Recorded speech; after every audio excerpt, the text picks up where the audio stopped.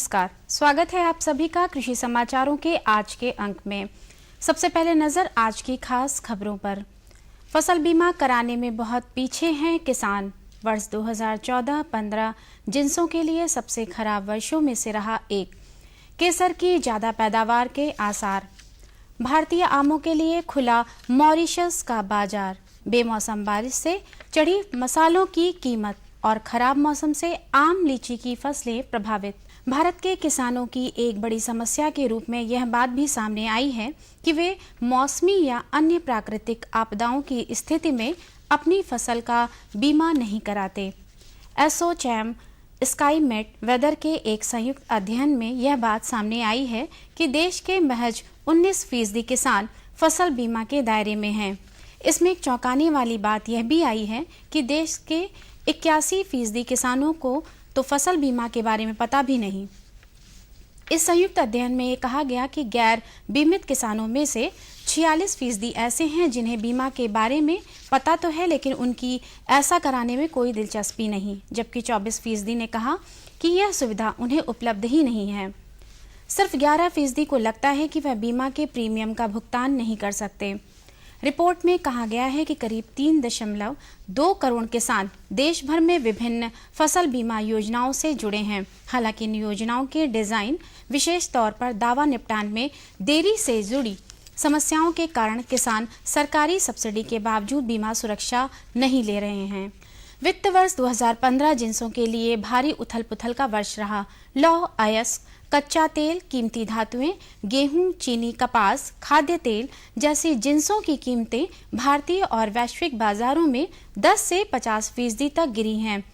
हालांकि जस्ता और एल्युमिनियम जैसी धातुओं की कीमतों में बढ़ोतरी रही है। इसी तरह भारतीय मसालों की कीमतों में भी बढ़ोतरी हुई है। खरीफ वर्ष 2015 में भारत में केसर की पैदावार पिछले साल के मुकाबले अधिक रह सकती है। पिछले कुछ सप्ताहों में हुई बेमौसम बारिश का भी उत्पादन पर कोई खास असर पड़ने की आशंका नहीं है। पिछले साल कश्मीर में बाढ़ आने की वजह से केसर की पैदावार को नुकसान पहुंचा था। बाढ़ से वहां 2017 हेक्टेयर क्षेत्र में केसर की पूरी फसल और 1604 हेक्टेयर क्षेत्र में 70% फसल तबाह हो गई थी। कश्मीर में 4674 हेक्टेयर भूमि में केसर की खेती होती है। राज्य कृषि विभाग के अनुसार कुल उत्पादन 3.83 टन रहा था और 11.17 टन फसल बाढ़ के कारण तबाह हो गई थी। इनका मूल्यांकन करीब 860 करोड़ रुपए किया गया। हाल में प्रधानमंत्री नरेंद्र मोदी के दौरे के बाद मॉरिशस ने अपने 1.5 अरब डॉलर के बाजार को भारतीय आमों के लिए खोल दिया है। कई सालों से मॉरिशस फलों की पेटियों में मक्खियों की आशंका को देखते हुए भारतीय आमों को स्वच्छता और पादप स्वच्छता मंजूरी नहीं दे रहा था, लेकिन भारत सरकार ने परस्पर क्षेत्रीय सहयोग को बढ़ावा देने की जरूरत पर जोर देते हुए इस मामले को मॉरिशस के आला अधिकारियों के सामने उठाया था। इसके बाद मोदी जी ने हाल में पूर्वी देशों के दौरे के अवसर पर मॉरिशस के प्रधानमंत्री अनिरुद्ध जगन्नाथ के सामने इस मसले को उठाया था।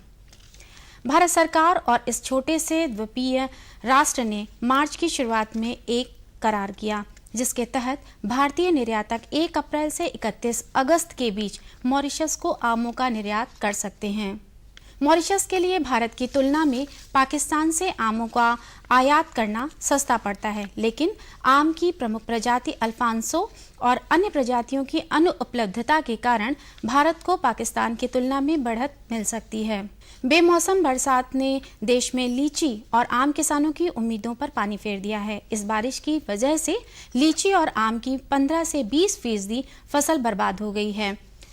इस बारिश से पहले लीची की फसल लगभग तैयार हो चुकी थी। इस वक्त लीची को सबसे ज्यादा जरूरत गर्मी की थी, जिससे फल को पकने में मदद मिलती है। हालांकि बेमौसम की बरसात की वजह से लीची की फसल को काफी नुकसान हुआ। तेज हवा से काफी तादाद में फल बर्बाद हो गए। साथ ही तेज बारिश की वजह से अब फसल में कीड़े लगने का खतरा भी ज्यादा हो गया है। इससे लीची की फसल की गुणवत्ता पर असर होगा। साथ ही इससे बची हुई फसल को भी अब तैयार होने में ज्यादा वक्त लगेगा। इस बारिश की वजह से आम की फसल पर भी बुरा असर हुआ है।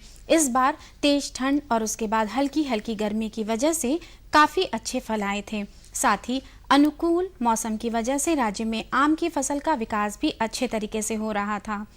इस साल बीते साल की तुलना में कम से कम 10 से 15% इजाफे की उम्मीद थी। हालांकि इस बारिश और तेज हवा ने आम की फसल पर काफी बुरा असर डाला। चाय बोर्ड ने कुछ बाजारों को निर्यात में गिरावट की भरपाई के लिए कजाकिस्तान, रूस, अमेरिका, चीन, ईरान, मिस्र और लैटिन अमेरिका को चिन्हित किया गया है। हाल के वर्षों में निर्यात गिर रहा है। चीन, श्रीलंका और केन्या के बाद भारत विश्व का चौथा सबसे बड़ा चाय निर्यातक है। आमतौर पर हमारा ज्यादातर निर्यात रूस, संयुक्त अरब अमीरात और ब्रिटेन को होता है। अप्रैल 2014 से जनवरी 2015 के दौरान निर्यात की प्रति इकाई कीमत 196.27 रुपये प्रति किलोग्राम रही, जो इससे एक साल पहले 202.60 रुपये प्रति किलोग्राम थी। कीमतों में मजबूती से अन्य देशों, विशेष रूप से केन्या जैसे उत्पादक देशों से प्रतिस्पर्धा बढ़ी है। केन्या में लगातार अच्छा उत्पादन हो रहा है। श्रीलंका भी कड़ी टक्कर दे रहा है। चाय उत्पादन 2 तरीकों से हो रहा है, जिन्हें परंपरागत और गैर परंपरागत कहा जाता है। गैर परंपरागत को आमतौर पर CTT कहा जाता है। केन्या पूरी तरह CTC उत्पादक है, लेकिन श्रीलंका में लगभग पूरा उत्पादन परंपरागत है। भारत में CTC का कुल उत्पादन में करीब 90% हिस्सा है। उत्तर प्रदेश में किसानों को मात्र 60 से 100 के चेक देने संबंधी मीडिया खबरों के बीच मुख्य सचिव ने कहा कि राहत कार्य में किसी भी तरह की लापरवाही के लिए संबंधित जिलाधिकारी जिम्मेदार होंगे और किसी किसान को 1500 रुपए से कम राहत राशि नहीं दी जाएगी। मुख्य सचिव ने आपदा राहत कार्यों की समीक्षा करते हुए सभी मंडलायुक्तों तथा जिलाधिकारियों को दिए गए निर्देश में कहा है कि प्रदेश में बेमौसम बारिश तथा ओलावृष्टि से फसलों को हुए नुकसान से परेशान किसानों को राहत राशि के वितरण में किसी भी तरह की लापरवाही या गड़बड़ी के लिए संबंधित जिलाधिकारी सीधे तौर पर जिम्मेदार होंगे। उन्होंने कहा कि प्रभावित जिलों में जिलाधिकारी का अवकाश स्वीकार नहीं किया जाएगा और अगर जिलाधिकारी पहले से ही छुट्टी पर हो तो उसके स्थान पर तत्काल नई तैनाती कर दी जाए। कृषि समाचारों के बाद अब आइए जानकारी लेते हैं प्रदेश की प्रमुख मंडियों के ताजा मंडी भावों की।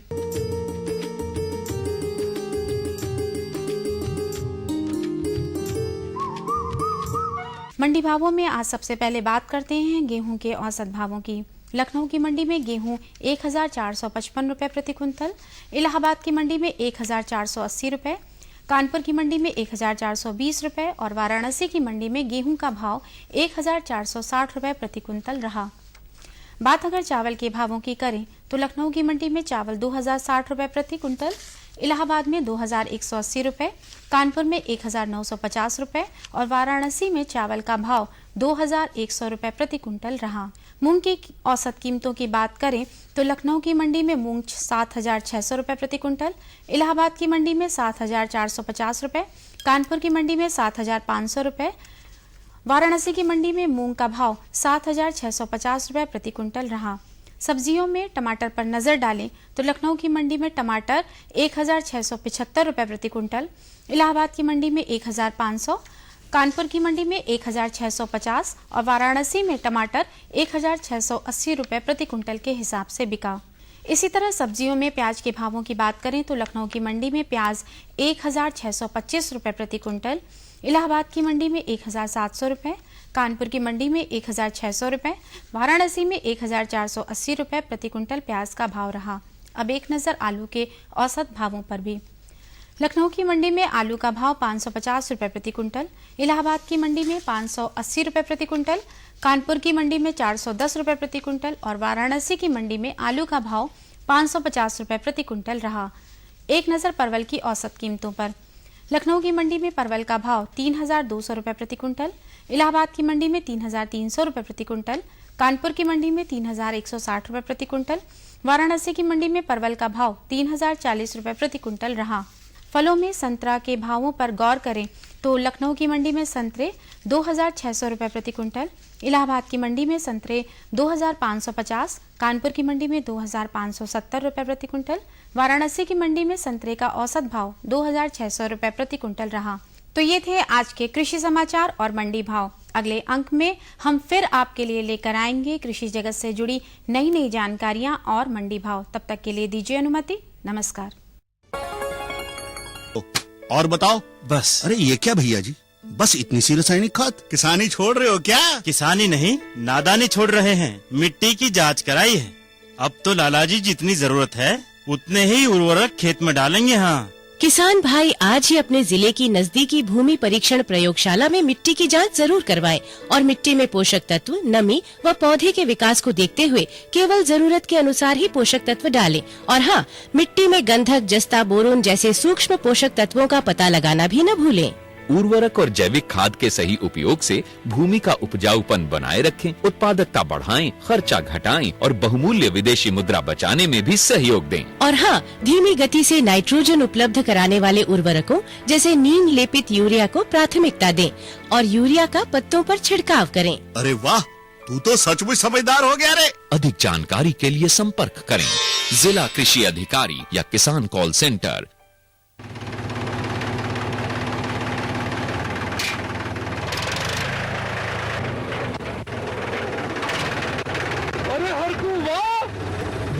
कीटनाशक और आज खाद भी। अरे इतना खर्चा कहाँ से? अरे खर्च की चिंता किसे है, मेरे पास है ये किसान क्रेडिट कार्ड। कार्ड? अरे बैंकों द्वारा जारी इस कार्ड से किसान उसकी सीमा तक की रकम कभी भी बैंक से निकलवा सकता है और खेती बाड़ी की सामग्री कभी भी खरीद सकता है। कर्ज के झंझट से भी छुटकारा और तो और बिजली के बिलों का भुगतान, डीजल इससे खरीदना और आसान हो गया है। तो हर को भैया एक कार्ड मेरे लिए भी। किसान क्रेडिट कार्ड के लिए नजदीकी बैंक से संपर्क करें और पाएं ढेर सारे लाभ। श्यामू भैया, सरकार कह रही है पूर्वी भारत में भी दूसरी हरित क्रांति आएगी। अरे ये तो पंजाब और हरियाणा में हुआ था, यहाँ तो अनाज की पैदावार अब भी कम है। सरकार की बातों में कुछ तो दम होगा। आखिर यहाँ बारिश 3 गुना होती है। चलो वैज्ञानिक का नंबर मिलाते हैं। अरे वाह, आ गए। नमस्ते सरपंच जी। हाँ भाई, उपजाऊ जमीन की कीमत को पहचानो। जरूरत है सिर्फ सही किस्म और तकनीक अपनाने की।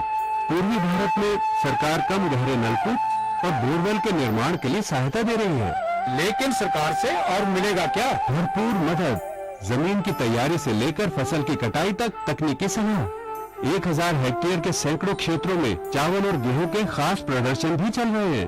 अरे वाह, फिर तो हमारे खेत भी लहला उठेंगे। क्या ये सपना सच होगा? हाँ जरूर, पूर्वी भारत अब हरित क्रांति का अग्रदूत होगा। आओ हम सब मिलकर कदम बढ़ाएं। खुशबू की फुहार में, स्वाद की बहार में, तरक्की की तानों में, खिलती मुस्कानों में, हरे भरे पौधों में, बड़े बड़े सौदों में, मधुर भिनभिनाहट में, खुशियों की आहट में, एनएचएम बागवानी मिशन, हमारी चाहत, आपकी मुस्कुराहट।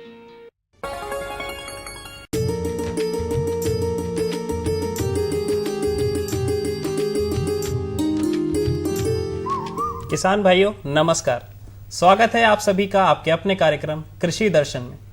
किसान भाइयों, हम खेती करते हैं, किसानी करते हैं ताकि हमें उन्नत लाभ मिले, लेकिन हम अच्छी खेती तभी कर सकते हैं जब हमें हमारे पशुओं का सही समय पर साथ मिले।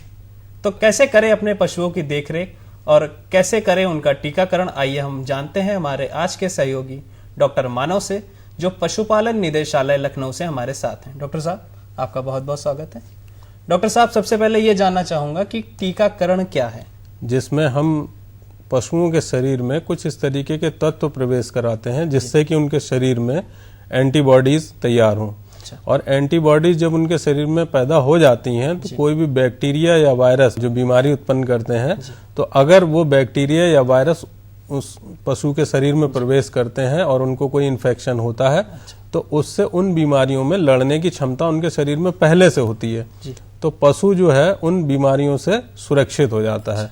तो इसलिए जो है यही टीकाकरण है और इससे पशुओं का बचाव। इसका मतलब सीधी यही बात है कि बीमारी से लड़ने में वो सहायक होता है। हाँ। क्या और भी कोई इसके लाभ होते हैं?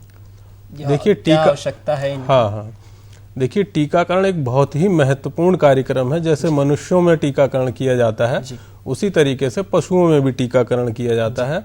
और टीका बहुत सारी बीमारियां जो जूनोटिक इम्पोर्टेंस की हैं, यानी कुछ बीमारी ऐसी होती है जो मनुष्यों से पशुओं में, पशुओं से मनुष्यों में होती हैं, इस तरह कई सारी बीमारियां होती हैं। तो पहला फायदा तो यही होता है कि अगर हम, जैसे एक हमारे यहाँ कहावत है कि prevention is better than cure, यानी कोई बीमारी हो उससे पहले उसकी रोकथाम कर लें। क्योंकि देखते हैं आप, हमारे किसान भाई जानते भी हैं कि आजकल जो पशु हैं वो बहुत ही महंगे हो गए हैं। तो अगर उनमें कोई बीमारी हो गई, हम गाय या भैंस पालते तो सिर्फ उसके दूध के लिए पालते हैं। दूध अगर हमको नहीं मिलेगा और हम उसको सिर्फ खिलाते रहेंगे तो ये बहुत नुकसान का सौदा हो जाएगा। तो सबसे पहली चीज तो ये कि हमारे पशुओं को बचाव होता है, बीमारियों से बचाव हो जाता है। दूसरी चीज, जो उनका आर्थिक नुकसान हो सकता है तो उससे भी बचाव हो जाता है।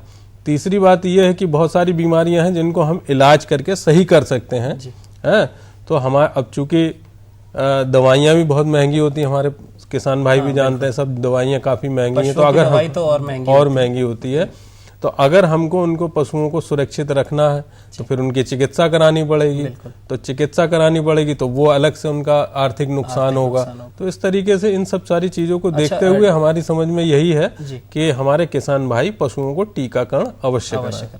तो डॉक्टर साहब ये बताइए कि कैसे करें इनका उपयोग, कैसे टीकाकरण कब कब कैसे करा जाए? जी जी, देखिए टीकाकरण हमारे किसान भाई स्वयं तो नहीं कर सकते हैं, लेकिन वो टीकाकरण करवाते हैं। उसके कई तरीके हैं टीकाकरण के। कुछ टीके जो होते हैं वो जैसे मुर्गियों में नाक में दिए जाते हैं, कुछ को आंख में भी डाले जाते हैं टीके। जैसे पोलियो की ड्रॉप आप लोग समझते होंगे कि मुंह में पिलाते हैं, इसी तरीके से बहुत सारे टीके ऐसे हैं जो पशुओं के मांस में लगाए जाते हैं। कुछ टीके ऐसे हैं जो खाल में लगाए जाते हैं। तो उनकी अलग अलग तकनीक है। वो उसके जो विषय विशेषज्ञ हैं, संबंधित पशु चिकित्सालय से संबंधित जो लोग भी हैं, तो वो उस तरीके का टीकाकरण करते हैं और उससे हमारे पशु सुरक्षित कहा जाए तो सभी पशुओं को अलग अलग तरह से टीके लगाए जाते हैं और हर टीका लगाने का एक अलग नियम है, अलग नियम और तरीका है। जी। तो क्या ये भी है कि अलग अलग बीमारियों के लिए अलग अलग टीके लगाए जाते हैं? हाँ, ये तो बहुत ही जरूरी। जैसा आप जानते हैं कई सारी बीमारियां अलग अलग तरीके की होती हैं। तो जो अलग अलग तरीके की बीमारियां हैं उनके अलग अलग टीकाकरण किया जाता है। जैसे खुरपका मुंहपका का टीकाकरण अलग से किया जाता है ना। इस तरीके से बहुत सारी बीमारियां हैं, तो प्रत्येक बीमारी का टीका अलग अलग होता है। अच्छा, तो किस किस समय पे ये टीका लगना चाहिए? क्या कोई निर्धारित समय है या सबका अलग अलग समय होता है? देखिए, जहाँ तक समय का बात है तो समय का ऐसा है कि ऐसे तो वर्ष भर टीकाकरण कार्यक्रम चलाए जा सकते हैं, लेकिन मुख्य रूप से अब जैसे पशुओं में 3-4 बीमारियां मुख्य रूप से होती हैं और उनसे पशुओं का बहुत शारीरिक और किसान का बहुत आर्थिक नुकसान होता है। तो हम उसमें ये चीज ध्यान रखते हैं कि जैसे खुरपका मुंहपका टीका है, तो खुरपका मुंहपका जानवरों में बहुत बड़ा नुकसान ये करता है कि उसमें खुर पक जाते हैं, मुंह में छाले हो जाते हैं, कई बार देखा जाता है। हाँ, और टेम्परेचर बहुत ज्यादा, उसको बुखार होगा। और कभी कभी ये स्थिति आती थोड़े दिन बाद कि उनके पैर भी पक जाते हैं, तो उनमें कीड़े वीड़े भी पड़ जाते हैं। तो बहुत परेशानी हमारे जो पशु हैं उनको होती है। तो इनका टीकाकरण अमूमन जो है हम लोग मई में करवा देते हैं, खुरपका मुंहपका का। फिर उसके बाद एक अगला टीका उसका जो है फिर 6 महीने बाद, यानी नवंबर दिसंबर के समय में हम खुरपका मुंहपका का टीकाकरण करते हैं, ताकि पशुओं में खुरपका मुंहपका रोग ना हो। दूसरा एक बहुत ही महत्वपूर्ण बीमारी है, वो है गला घोटू। तो गला घोटू एक इतनी महत्वपूर्ण बीमारी है कि अगर इसका टीकाकरण नहीं किया गया तो पशु को बचाना ही मुश्किल हो जाता है।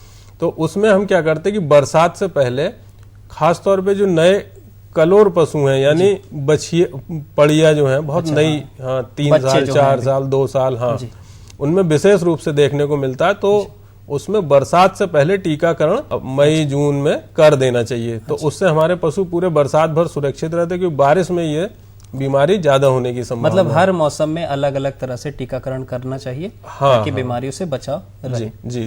तो क्या ये टीकाकरण निःशुल्क है या इनका कुछ खर्च होता है? जी, देखिए, जहाँ तक पशुपालन विभाग की बात है तो हमारे विभाग के द्वारा ये टीकाकरण पूर्ण रूप से निःशुल्क है और ये पशु स्वामी के द्वार पे जाके टीकाकरण किया जाता है ना। और इसमें मैं किसान भाइयों से अनुरोध करूंगा कि उनके यहाँ जब भी कोई पशुपालन विभाग से संबंधित कोई टीम आती है तो उन लोगों को पूरा सहयोग दें और अपने गांव में भरसक कोशिश करें कि कोई भी पशु टीकाकरण से वंचित ना हो। इसके लिए सरकार कोई शुल्क भी नहीं लेती है, बिल्कुल, मतलब ये मुफ्त में कार्यक्रम है ये? बिल्कुल निःशुल्क है। निःशुल्क। बस आप उनको सहयोग करें और वो लोग आपके पशुओं को टीकाकृत करेंगे और उससे जो है हमारे जानवर सुरक्षित हो तो जाएंगे। क्या ये भी नियम है कि कार्यकर्ता गांव में जाके इसका प्रचार करते हैं? हाँ, पूरा प्रचार करते हैं। ये भी सरकार की तरफ से ही? सब सरकार की तरफ से होता है। लेकिन थोड़ा सा मैं यही निवेदन करूंगा कि आप उनसे खुद भी संपर्क में रहें। हाँ, बिल्कुल। क्योंकि अगर हमारी पशुओं की संख्या अच्छी खासी होती है और जो हमारे कार्यकर्ता हैं उनकी संख्या कुछ कम रहती है, तो उनको थोड़ा सहयोग करेंगे तो वो आपको पूरा बताएंगे कि हम कब टीकाकरण करेंगे, आपके गांव में कब आएंगे, आप अपने पशुओं को बांध के रखें, सब पूरी आपकी पूरी हर तरीके से मदद करेंगे वो। और थोड़ा सा जैसे जो गाभिन पशु हाँ, उनका टीकाकरण कैसे करा जाए, ये एक सबसे बहुत अहम सवाल है। हाँ, तो उसमें थोड़ा सा ये ध्यान रखें कि जैसे गाभिन पशु होता है, चूंकि उसके पेट में बच्चा रहता है और पेट काफी बड़ा होता है, क्योंकि जो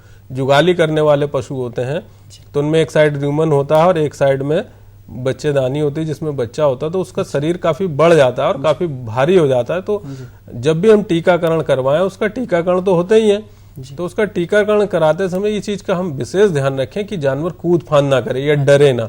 तो उसको प्रेम पूर्वक थोड़ा शांत माहौल में उसका टीकाकरण कराएं ताकि वो कूद फांद ना करे, क्योंकि अगर ज्यादा कूद फांद करेगा उसको चोट लग सकती है।